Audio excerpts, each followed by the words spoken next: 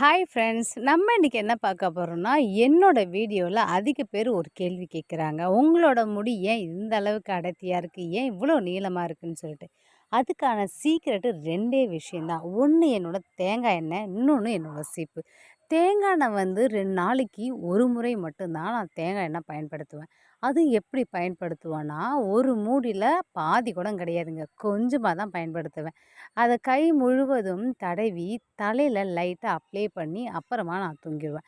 விடிய காலை ஏஞ்சோனே நான் எந்த ஒரு தேங்காய் எண்ணெயும், எந்த ஒரு எண்ணெயும் நான் பயன்படுத்த மாட்டேன். இத வந்து ரெகுலரா பண்ணக்கூடியது தேங்காய் எண்ணெய். 2வது வந்து சீப்பு. சீப்பு வந்து நான் தலை குளிச்சுட்டு நான் வந்தேன்னா, படியிறதுக்காக மட்டும் லைட்டா என்ன பண்ணுவேன், சீவுவேன். சீவி ஒரு கிளிப்போ இல்லன்னா ஒரு லப்பர் பேண்ட போடுவேன்.